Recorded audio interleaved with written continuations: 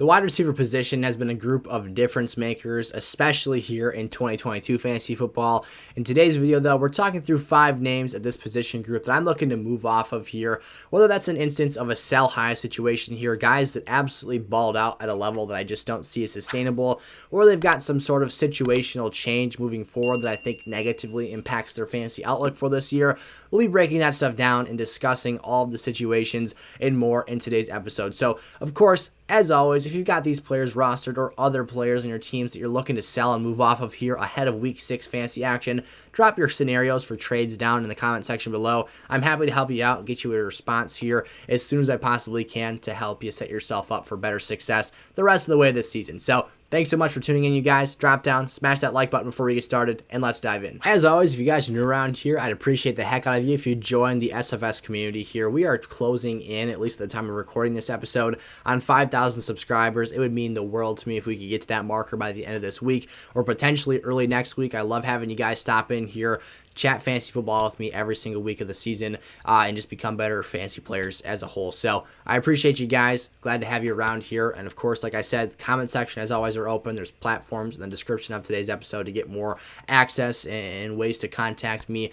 So check out all that stuff. And let's dive into today's episode, where it hurts my heart, to be honest, to talk through Mike Williams in a sell-high nature, but this is the name of the game here. That's the premise of today's episode, is that Mike Williams has just been balling ahead of the expectation in which I have for him for the rest of this season. We really talked through this scenario last week. It's a lot of the same for those of you that watched that game, or excuse me, that episode here from SFS, but you've got a situation with a player that I love. I've had him ranked consistently as a fringe wide receiver 1 throughout the offseason and throughout weekly rankings videos this season. Now, there's been instances where we've expected Keenan Allen to return to the field, and he ends up not doing so after the fact of recording that episode, which would have then thus pushed him up some of those rankings episodes. But I've consistently had him on the bubble of being a 12 to 14 range wide receiver, and right now he's the wide receiver 7, and that's awesome. It makes me look smart to an extent here, but being real with ourselves, we have to look deeper beyond the surface level of his production and ask ourselves why that's happening. And I think that Keenan Allen not being out there, plain and simple, has a large part to do with that, and we're going to start to see Mike start to regress back to himself from the 2021 season. Now, I don't say regress in a super negative light. Like, this isn't something that's a bad thing, because Mike Williams finished as a wide receiver 1 last year. He had one of the best ceilings of any individual player at the wide receiver position, or frankly, fantasy football in general last year, because of his huge boomer bust nature. But that's what he's going to become here. And for those of you that don't like that, for those of you that are scared off by that and want to maybe find a scenario with more opportunity for ceiling value and a safer floor on a consistent basis, Mike Williams might be an option to consider selling. Guys like A.J. Brown, who had himself a quieter week, actually his lowest scoring performance of the season, had himself a game where he was outshined by Devontae Smith. Maybe you look to make that type of a move. Whatever the case it is here, with Keenan Allen back on the field, I am expecting a regression back to that boomer bust nature here. The floor for Mike Williams, week 1 aside, has been very, very solid. He just had his 3rd game of 10 or more targets in the last 4 weeks. And that last 4 weeks marker is the amount of time we've had from start to finish in a football game without Keenan Allen out there. Now, maybe he shocks me again, misses week 6 NFL action here. I thought he would be back last week. He started practicing, must have had a setback at practice, and ended up missing the game and starting to not practice as the week got later. So I want to say it was a Tuesday or Wednesday practice. He was on the field, and then Thursday, Friday, not out there. So it's really dependent on Keenan Allen here. He is the volume wide receiver in this offense, the safety blanket for Justin Herbert. And while Mike Williams has looked phenomenal, and hopefully maybe there's some extra added rapport and chemistry between him and Herbert with this month without Keenan on the football field, all fine and dandy, great stuff. But being realistic with myself here and analyzing the situations of past Chargers teams to now the present scenario, this is just the glaring reality of the situation I see taking place here, and the reason that I'm a little bit skeptical of his ability to continue producing wide receiver 7 numbers and this good of a floor moving forward. So again, all love for Mike Williams, but this just makes sense for me to try and move off of him right now. Terry McLaurin, not someone that you can sell super high, but I do see a very strong case to be made for why he should be sold high. Now, again, he hasn't been the same high ceiling player that we've been looking to him as in years past. Now, he's currently the wide receiver 31. I would argue, though, that his floor has been much more stable than it has been in years past here, but he's had 0 double-digit target games this year. For a guy that I viewed as the clear alpha entering into this season, Curtis Samuel is consistently leading this team in targets on a week-in, week-out basis. You had no Jahan Dotson on the field this week, but it was De'Ami Brown making the huge splash plays for this offense. And Terry just hasn't been the same vertical weapon in terms of Carson Wentz's willingness to throw him the ball downfield. And that's changed his fantasy outlook here. This is a guy that just isn't moving the needle for teams in fantasy right now, and that is a problem. Most of you drafted him as a third-round asset in your leagues this year, maybe in the fourth round. But plain and simple, the reason you drafted him was a lesser extent to the reason you would draft Mike Williams. You could slap him in the wide receiver 2, or if you were super deep at wide receiver, the wide receiver 3 role, and yeah, he would burn you in some matchups and score 3.5, 4, 5 fantasy points. In other matchups, he'd walk out here and score 25. And that just hasn't been at play this year. His problem in 2021, as we just alluded to, was the floor. His floor was extremely low, playing with guys like Taylor Heineke, who could deliver a 20-point fantasy game, but also flunk and have a 2.5-point fantasy game for Terry McLaurin in terms of playing a dependent position and needing someone else to get you the football. So this year, again, the floor's been a lot better. 9 points or more in 4 out of 5 games. It's an 80% conversion right there. But he's had no ceiling. He's only scored 10 or more points in 2 games with Carson Wentz this season, and they've been 12 and 13-point outings respectively. So this is based off of half PPR scoring. These numbers are, so I should mention that. But again, is it Carson Wentz? Is it the added health of other playmakers? Curtis Samuel was widely unavailable last year, and Jahan Dotson is this team's first-round draft pick this season. I don't know, but whatever it is, a combination of those two factors, a difference in quarterback play, just preference from Carson Wentz in terms of who he wants to throw the football to, that's making an impact and being felt in terms of the scoring production for McLaurin in this year's offense. Now, Gabe Davis, moving into our third player on the list for today's episode. I know some of you guys are freaking out about this right now. Plain and simple, this is simply a sell high for premium availability and levels of players. So if you can go out and buy low on someone essentially that is a weekly considered to be a lock, to be a top 12 player at the position, you're selling Gabe Davis right now. Plain and simple, his production was brilliant this week. I tweeted out this during the game. He is spectacularly unpredictable. Like, this guy hasn't seen more than 6 targets this year. He is not the alpha wide receiver 1 in his offense. That is Stephon Diggs. If you're going to argue me about that point, you're crazy. And he does phenomenal stuff. I mean, he goes out there. Minka Fitzpatrick, almost intercepts his 62-yard touchdown reception. Rips it out of his hands. Ty goes to the receiver. Touchdown. 98-yard reception against just a sorry Pittsburgh secondary as well, that just got beat up. 35-point loss for the Steelers. It was a terrible afternoon in the first 10 minutes of the clock in that first quarter. You just knew it was going to be an awful day for Pittsburgh. I took them plus 14. Could not feel dumber about that move. It just seemed too good to be true. And sure enough, my gut was Buffalo. When they beat people, they beat them bad. And this was worse than bad. This was an absolute massacre here. And the same reason in my evaluation where Gabe Davis, I said he's going to need to have, contributions in the first half of this game in order to put up a fantasy viable week. And 2 of his first catches were 160 yards total and about the biggest contributions to the blowout you possibly could have made. So hats off to you, Gabe Davis. You had the closest thing to that Randy Moss level. You see it in the memes all the time where he had 3 catches. I think it was $173 and 3 touchdowns. That was literally Gabe Davis. Just didn't score a touchdown the third time out. Almost had another one. It was broken up in the end zone of his 6 targets, 3 catches, 171 and 2 touchdowns. So again, I'm raving about Gabe Davis right now, trying to give him his props. But again, the point here is that someone is going to look at those eye-popping numbers in your league, and they'll offer you their stud receiver that just had himself a little bit of a down game and didn't produce up to standards. Now, do I think someone would be absolutely out of their mind to offer you Deebo Samuel for Gabe Davis? Yeah, but you never know who might do it.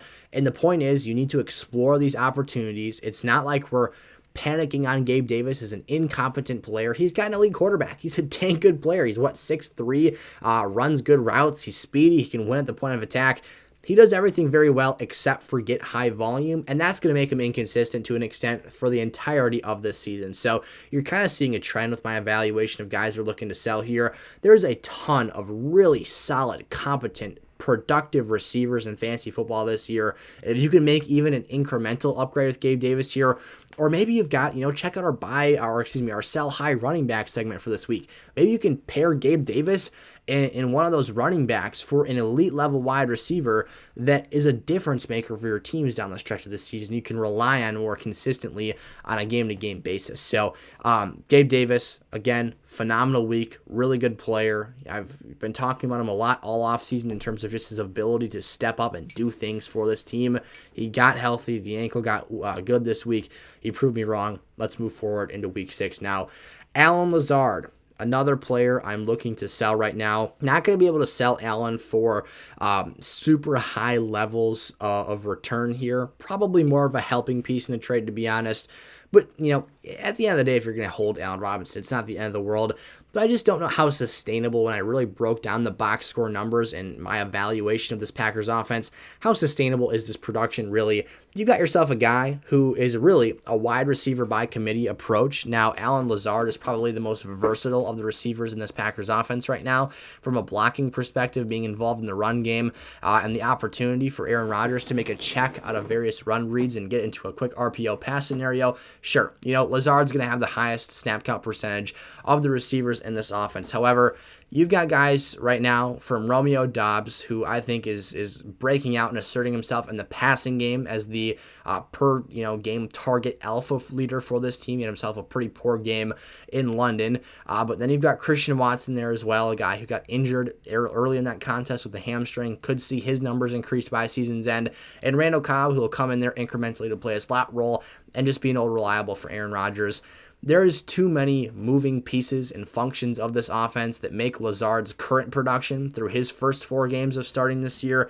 He missed week 1. It just seems unreliable. So what I wanted to point out, his 100-yard game this season and the other 3 contests, he's had 45 or fewer receiving yards.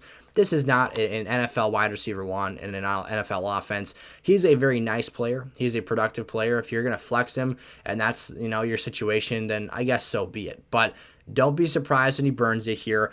In those 3 games with 45 or fewer receiving yards, he has just happened to score a touchdown in each of those games. He's on pace right now for Devontae Adams level touchdown production, literally a 75% ratio. So if we, Adams honestly might be higher than that in terms of, his touchdowns scored per game. But if you took those numbers through 16 weeks of the season, that would pace Lazard for a 12 touchdown year, which just doesn't seem to be at play. Even the last play of the game where Aaron Rodgers tried to force him that ball and it ended up getting batted down for the second consecutive play, Lazard was covered, just absolutely bogged by the guy in defensive, surroundings of him. The guy in coverage, I honestly should look up the guy's name and give him some props and respect for that job that he did on Lazard. If that pass doesn't get batted, it's not getting complete. It was a forced pass on 4th and 2.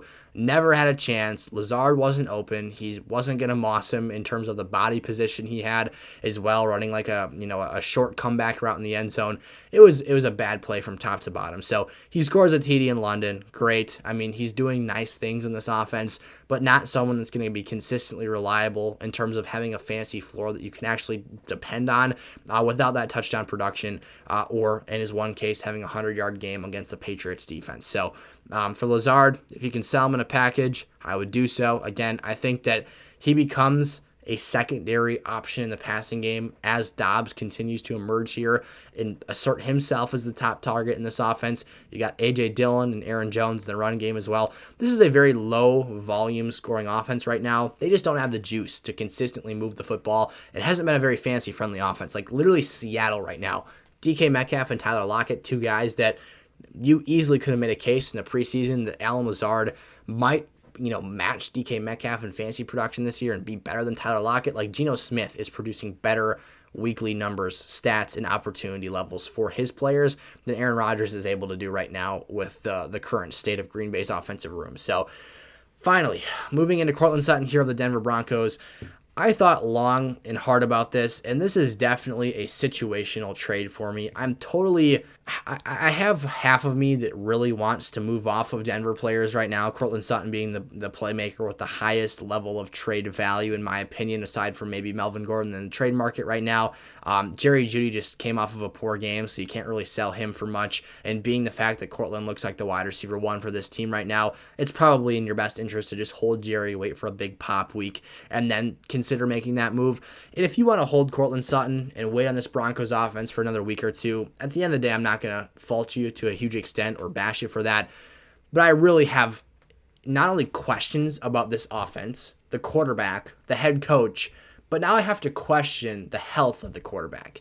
We got news this week after the Thursday night game heading into, I forget what day of the week it was, honestly, that we learned this information. But Russ had a PCP injection into his lat, which was causing issues, inflammation, discomfort in his right throwing arm. That is an issue. If your quarterback is going to have problems in his throwing shoulder, this is, like, I guess, similar to what Dak Prescott had last year, at least was the report by Adam Schefter. For a guy who's already struggling to produce offensively and to consistently give you reliable numbers, not only for fantasy football friendliness in terms of delivering for our lineups, but being a competent quarterback and winning NFL football games, red flag, red flag, red flag. So I feel like I've literally seen this the last couple of weeks. I talked about this in our lessons learned takeaway video from week 5. Go check that out if you haven't done so already. It's in our week 6 fantasy playlist on the YouTube channel right now. Subscribe if you're around here. Hope you guys are enjoying today's episode. Smash the like button as well. You saw a throw up the seam from Russ this week that was wide open. He was unpressured and he missed the throw. Like, you could see that he was pulling or overcompensating. Something wasn't right. And that ultimately led to that, it wasn't even a miscommunication. It was literally a mishap. Like, it was a blunder. It was just something that didn't go the way it was supposed to here. And we saw that impact the game for Russell Wilson and the Broncos and ultimately losing that game. So for Courtland Sutton, he's produced very solid floor numbers. But I think realistically, the ceiling that I had hope for not only Sutton, but Jerry Jeudy as well to tap into this offseason is not a thing right now. And I don't know if it'll be a thing going forward. We just saw Matt Rule get fired for the Carolina Panthers. The question that I have for you, and I don't think this is really that crazy, is if Denver continues to lose games, how long until Nathaniel Hackett gets replaced? And even so, how much is that really going to help this team to undergo a midseason coaching change? We saw somehow the Raiders produce better on the other side. I thought John Gruden last year. But I really truly ask this with like honest intentions here of what is the outlook for Denver moving forward. You lost your best offensive player in Melvin Gordon. The run game now becomes, I don't want to disrespect Melvin Gordon and say it becomes suspect, but it is worse now than it was without having both of them or without having just Javonte as a workhorse running back for this team. You've got an injured quarterback who's been struggling. You lost your best offensive lineman, Garrett Bowles, to the season for a broken leg. There are pieces and pieces upon pieces being removed and inserted into this situation that are not good for outlooks of stability for fantasy football players. And with that, again, I'm sorry, Courtland Sutton, you're coming off a great game. 7 receptions on 11 targets, 22 yards, no touchdowns. He's been doing nice things, 9 or more points in every fantasy game throughout the season. Again, consistency has not been a struggle for him, but I am extremely skeptical with this ceiling going forward here. I think I said his ceiling's been good. His floor has been very good, and consistency has not been a problem. Wow, we're really getting jumbled up here towards the end of this take, but the point to leave you with here is I don't really know how much you can expect him to be a difference maker for your fantasy teams. He's more so of just a guy that will consistently get the job done, being the number one target locked in every week for Russell Wilson's Broncos-led offense. So again, you could be more patient. You could hold another couple of weeks here and see what happens with Russell Wilson. Maybe that injection makes everything better. I've never had one of them, so I don't really know what it looks like on the other side of things here. But just the principle of having a tear in your lat, inflammation, discomfort, you see it in his throwing motion. You see problems with him mechanically. You see him struggling. Now you're missing your best offensive lineman, and the offensive situation is eroding. Terrible situational play calling. It all is just a clunky disaster here. And I honestly expect him, plain and simple, today, if I made another rest of season rankings episode from the one I made last week, Courtland Sutton would be lower today than he was last week in that video, which was literally 4 or 5 days ago, whatever pre-Thursday Night Football was last week. So there you guys have it. I appreciate you for watching today's episode, tuning in to our 5 sell candidates at the wide receiver position. If you enjoyed, as always, smash the subscribe button, smash the like button as well. And check out our Week 6 playlist and all the stuff we've got in there for you to consume this week. SFS, as always, comment section are open. We are looking to help you guys out and get you answers to your questions for this week's game. So I'll see you there. I'll see you in the next episode. Peace out.